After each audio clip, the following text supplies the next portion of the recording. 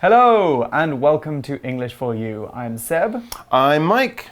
And today we are talking about what people do when they get angry. When they get into the Hulk. Really angry. When they get really angry. So angry that they all go out into the street. Oh my gosh. So, yes. We're not talking two people here. Right. We're not talking about taking your kitchen argument out into the street and throwing pots and pans. We're talking about something much bigger. We're talking about protests. That's We'll get onto what a protest is in a minute. But first, Mike, you seem like a very calm person, very zen. I try sometimes. Yes, right. But you must get angry sometimes. Sure, we all do. We all do. We do. Yes. So what do you do when you're angry or unhappy? Oh, that's a good question. Well, I might try to talk about it, you know, I mean, find a solution if you're angry or unhappy, if you've had your feelings hurt or you feel you're being treated unfairly. If you don't speak up, then people might not know. So that's a good way. But sometimes you can't do that. So let's say I just had a bad day and something really bad happened and I can't do anything about it.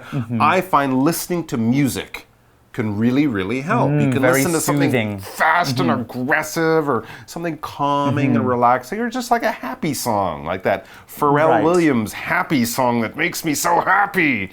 Doesn't always work first time, but it can work. Right. I think when that song came out, it was very soothing. But like after you've heard it, might make, 50, 60 times, I feel like it more makes me want to punch Happy something. makes me angry. Happy makes me angry. What about you? What do you do when you're having a bad day? I've been told that I'm a little bit of a passive-aggressive person. Okay. So a passive-aggressive person is someone who doesn't directly handle their negative emotions. The kind of person who just becomes very quiet and very short. And something bothering you? No, it's really? fine. Really? I'm fine. Okay, can you pass me that thing over there? Can you get it yourself? Okay. That's passive aggression, okay? He's not angry at all, right? Being hostile, but not fighty hostile. Just small things. It's a very annoying thing. So I try to stop myself from being like that if I feel like I'm going into that space. So you're that 1% right on the surface is fine and happy and calm, but you can tell that 99% inside is boiling pit of rage. Okay, anyway, we're not talking about anger management so much today, but we are talking about controlling anger and unhappiness in a very constructive way normally. So let's get started with today's article. Reading. Famous protest slogans of the past and present. A strong slogan or poster can go a long way toward helping a political or social cause. Let's learn about the stories behind some important protest signs from history and today. Votes for women. In the UK in the early 1900s, women thought it was high time that they had the right to vote. In 1908, over 300,000 people attended a march holding their protest signs. This paved the way for some British women to gain the vote in 1918. By 1928, all British women could vote. Vietnam veterans against the war. In 1967, 400,000 people participated in an anti-war march in New York City. About 20 veterans of the ongoing Vietnam War gathered under this banner. The slogan soon became the name of an anti-war organization for veterans of the unpopular military conflict. Silence equals death. AIDS started to kill large numbers of gay men in the early 1980s. The disease spread rapidly, but the U.S. government ignored the crisis and refused to fund research and treatment. As the numbers of deaths reached 40,000, angry protesters carrying this banner became a common sight.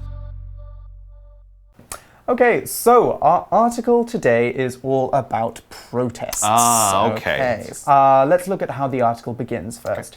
A strong slogan or poster can go a long way toward helping a political or social cause.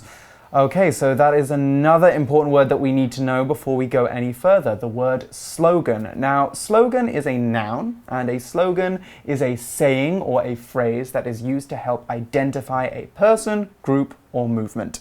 That's why companies put their slogan on their websites, Just on do it. packaging. Just do it, exactly, by yeah. Nike is a really good Sure. example. Because they want you to know what their business is about, what I'm their loving product it. is about. Exactly, that's another slogan.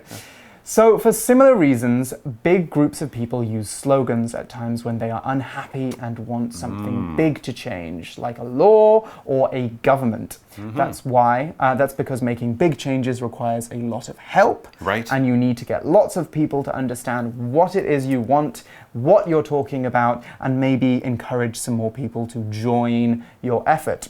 So those are the kind of slogans we're going to be looking at today. We're not going to be looking at Nike and McDonald's. We're going to be looking at some big slogans that helped change the world. So first, let's look at an example sentence.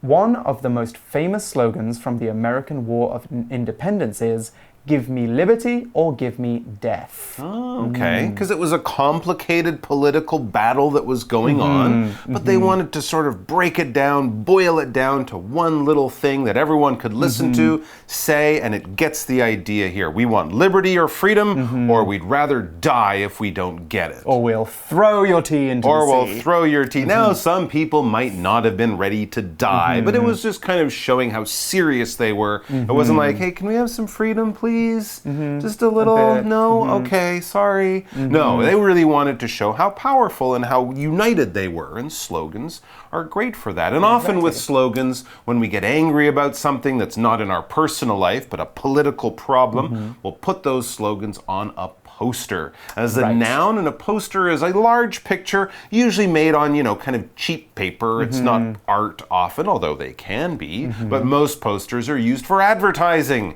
If you go to the movie theater, they'll have posters of the movies that are playing and maybe the movies that will be there in a month.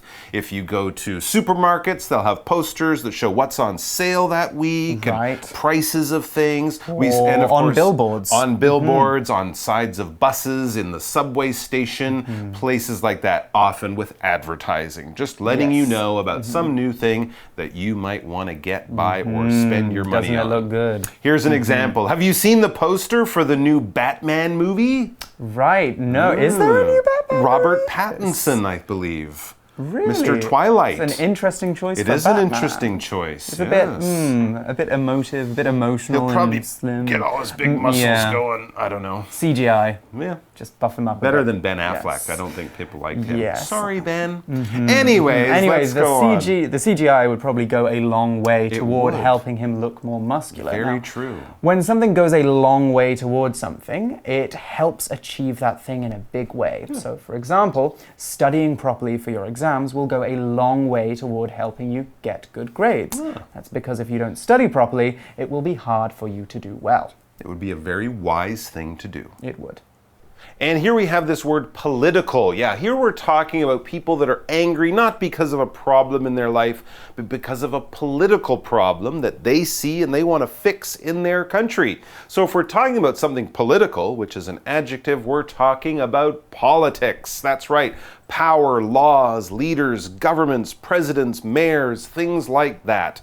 So anything that is political has to do with politics, politicians, and the way countries are run, ruled, the way laws are made, the way we are governed. For example, there will be a political protest downtown next Sunday afternoon. I'm sure you'll hear some slogans.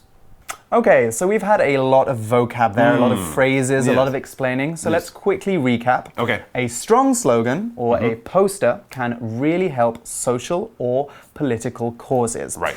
How does our article continue? Well, here's what we're going to read about next, and also for the rest of this article and tomorrow. Let's learn about the stories behind some important protest signs from history and today. So we're going to be looking at some political protests, some of the slogans, and some of the ideas behind the protests. Why were people protesting? What was the slogan all about? So let's go back about 100 years to votes for women. Wonder what this one is about. Well, yes, probably women voting, but it might actually be a surprise to people that only 100 years ago, and actually less in some parts of the world, a little bit more in some places, but around 100 years ago, in most places, women could not vote. No votes in elections, nothing like that. Crazy. Right. The article says in the UK in the early 1900s, women thought it was high time that they had the right to vote. Yeah, they didn't invent women 100 years ago. Yes, so it was high time that they had the right to vote. But first, let's quickly look at that word right there. We're not talking about being right or wrong. We're talking about our 权利. We're talking about the things that we are allowed to do legally, the things that we should be allowed to do That's legally. right. So we could say that it was women should be allowed to have some kind of influence over who was in the government because they're people, they have to follow the laws, they should get to pick the politicians as well, right? That's absolutely. Very simple. So it was high time that they had that right. Absolutely. And that expression, it's high time that, or simply it's time that, and then some kind of past subjunctive, basically is expressing this idea that this is something that should have happened a long time ago, or it's something that needs to happen now. If I said it's time that something happened, I think, well, now is the time. Now is when the change should happen. But if I'm feeling a little frustrated or I'm thinking like, why have we waited so long? It's high time that. It's almost like saying it's almost too late. In other words, we're kind of saying we're showing it's been a long time, we've been waiting, and we're still waiting, and we're getting a little upset about this. Yes, and it feels like kind of a big decision with high time, right? Yes. You wouldn't say it's high time that you went to bed, really, no, would you? Unless it's 4 o'clock in the morning and your parents on have a been Tuesday. telling you to go to bed since 11, they might say it's high time because they're frustrated and getting a little angry. But you're right, for something that we're just kind of looking at the clock and we're saying, oh, this is a good time, this is when it should happen, it's time. For example, it's time or it's time that you went to bed. You don't want to be late for school tomorrow. Or you have another example sentence there, okay?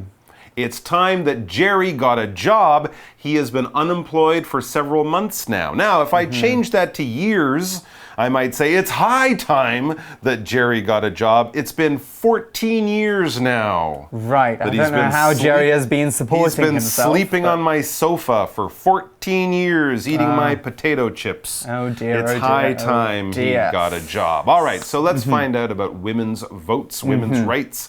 It says in 1908, over 300,000 people attended a march holding their protest signs. All right, these were women and their supporters who wanted women to have the right to vote. And what did this achieve? Well, the article says this paved the way for some British women to gain the vote in 1918. Some British women. I wonder if it was the rich ones or the poor ones. Yes, I wonder. Notice that was 10 years and a world war and a giant influenza pandemic later, so it still took a long time. It certainly did. The work of British women in the late 19th century and early 20th century helped create big change in the politics there. When things pave the way, they often help create big changes. But why? Let's find out in today's Pocket Phrase Go. Pocket Phrase Go! 今天早上不知道橘子又在欢什么，跟我吵说哎呀，不要随便进我房间。幸好下午我买了一个鸡蛋糕回来聊一聊，才知道，哎呀，原来这个傻丫头是要期末考了，压力大啦。我们才总算达成了和平协议。The agreement paved the way for a lasting peace. 这个协定为长期和平铺平了道路，希望至少到放暑假之前都不要再给我找麻烦啦。Pave 这个动词呢，就是铺平，有没有呢？像是路平计划，把路铺平。所以 pave the way for something 就是呢，为了什么事情铺好了路，为什么事情做准备，就是这个意思啦。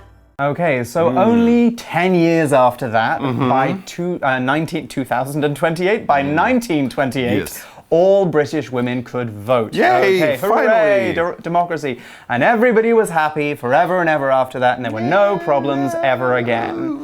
Women could vote, okay? With women Just voting. Be happy with that. There are, of course, major problems. And one of those major problems is war. So let's move on to another slogan that's connected to a war and the protests. Not in Britain. This time we've moved over to America.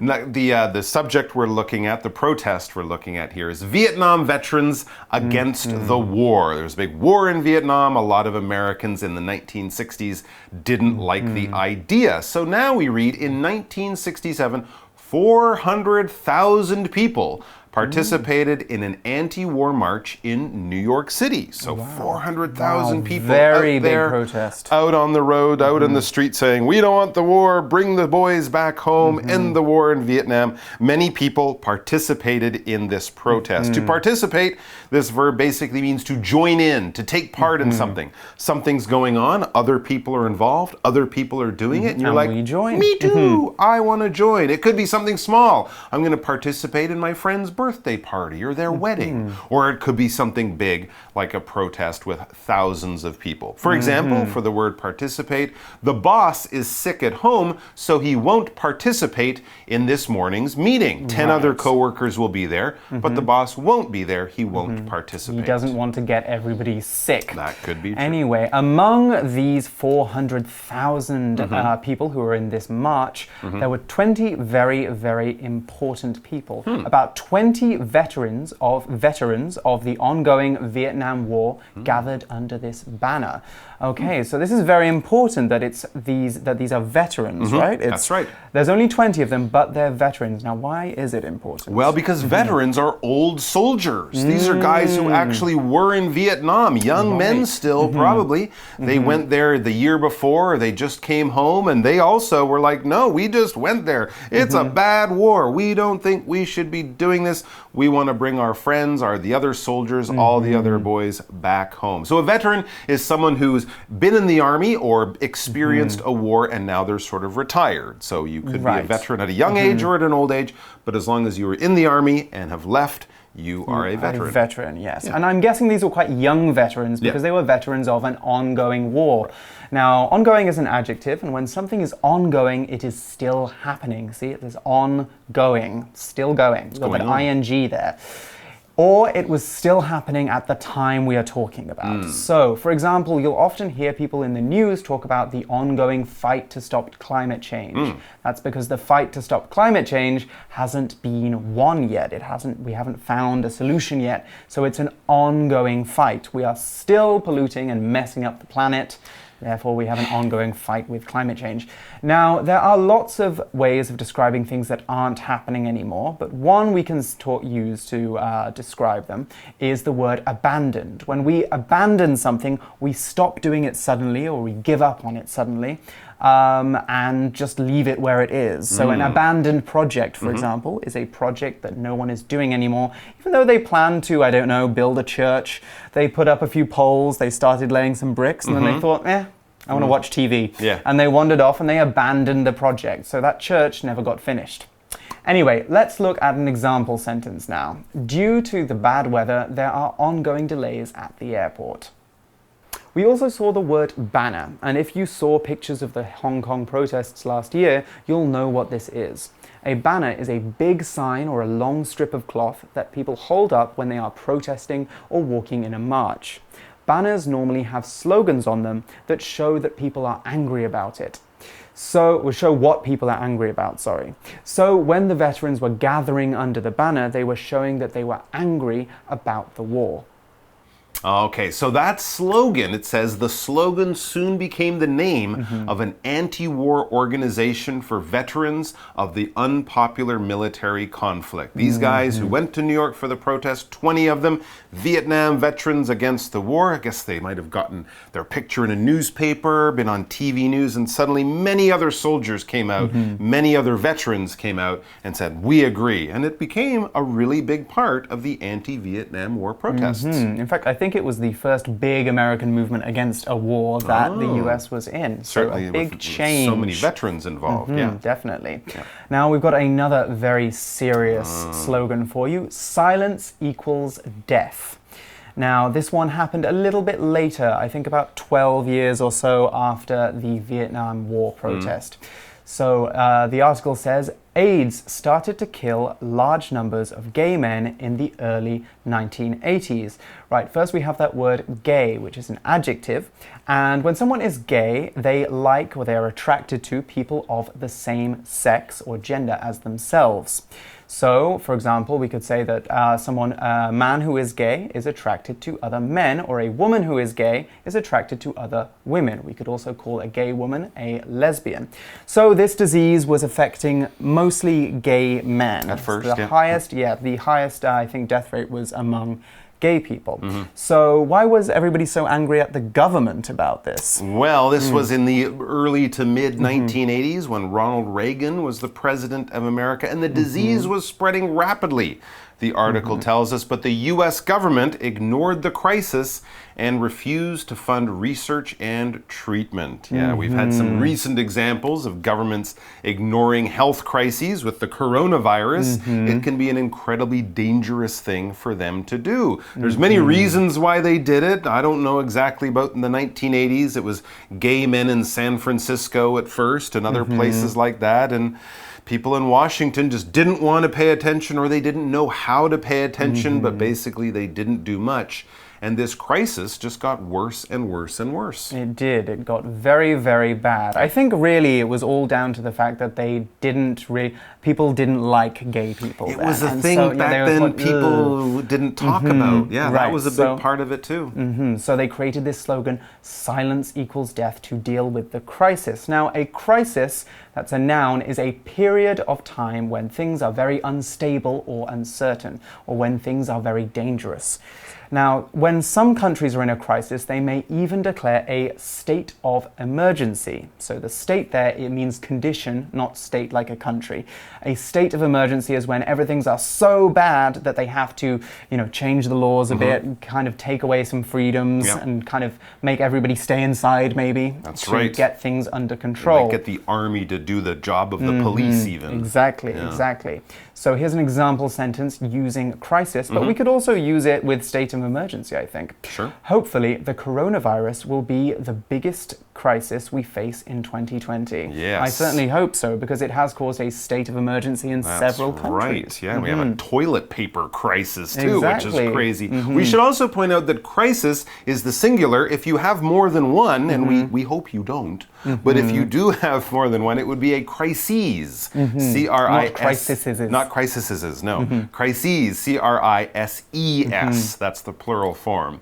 And here we also have this word research. If we're talking about HIV and AIDS in the 80s or coronavirus today, research is important because research is about science. It's about getting numbers and information. When scientists do tests in labs, they are doing research, and hopefully that can help them come up with new medicines and new ways of solving big problems. Studying those diseases. Absolutely. All right. So let's keep reading about the AIDS crisis in the 80s in America as the numbers of deaths reached 40,000. Wow. Angry protesters carrying this banner became a common sight. That's right. There was the banner, there was the pink triangle. People were wearing it on buttons, t-shirts, posters all over the place. And I remember as a kid growing up, I was still a young teenager, but that silence equals death, white letters on a black background, was a very, very powerful message. It was a very powerful message for the protesters to get things across. People like me who didn't know about it, but now we're learning. So, by the way, a protester is someone who is angry or upset about a problem. You probably guessed that by now. And so goes to a protest to let the government, the country, or the world know about what they're angry about. So protesters obviously march in protests often peacefully, which means that they are not fighting anyone or carrying any weapons. However, when a protest gets out of control, it can turn into a riot. And riots are very different because then people kind of, instead of just marching calmly down the street saying, we're angry about this, they start slogans, breaking windows and fighting with the police. That's right. And riots can start because people start them or because police start them. They can start for lots of different reasons. People but just riots are bad. That's right. Protests are good, riots are bad. We saw that last year in Hong Kong. Yes, the we did. protests then became riots. Exactly, exactly. Anyway, that's all the time we have for today's article, but we'll be back with more slogans tomorrow. First, though, let's check out a For You chat question.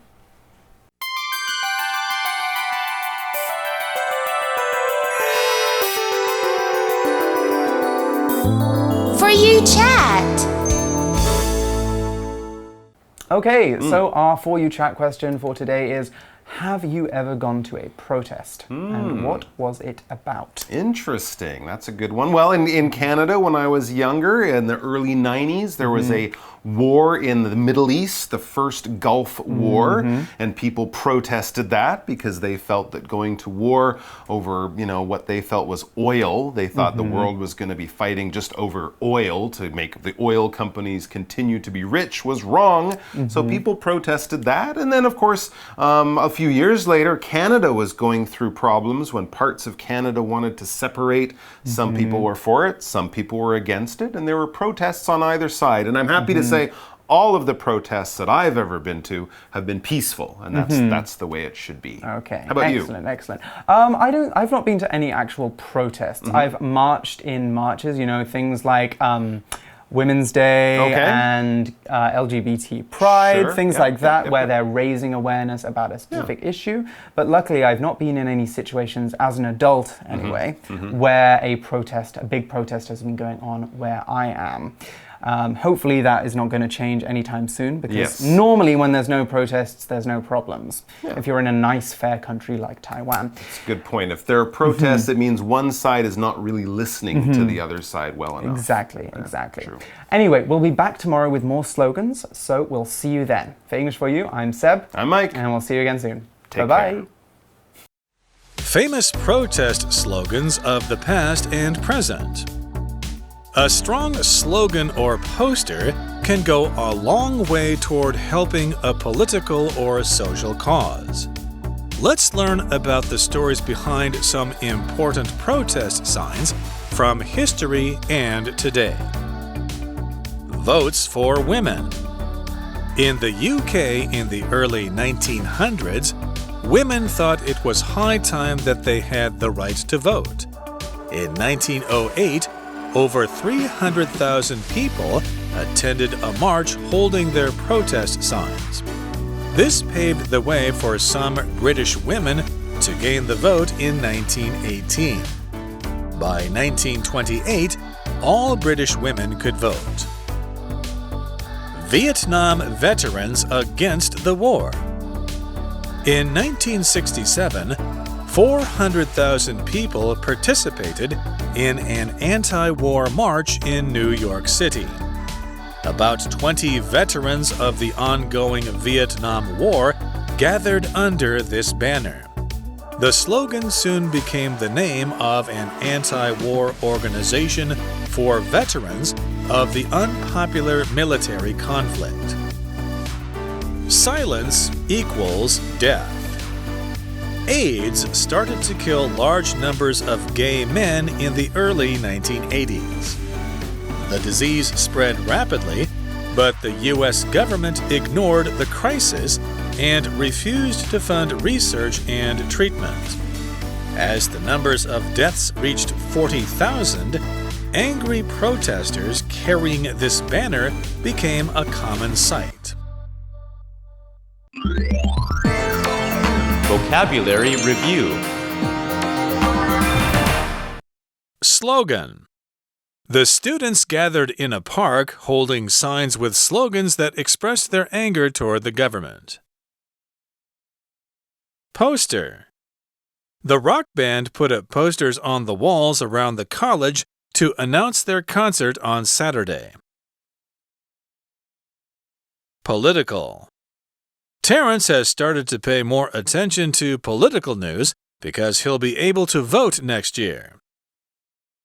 Participate. Jenny wanted to participate in Sports Day this year, so she signed up for one of the running events. Ongoing. Because of the ongoing problem with my knee, I won't be able to go on next month's ski trip. Crisis. The failure of the company's latest product left its business in crisis. 智慧小补帖 Veteran. Banner. Gay. Research. Protester.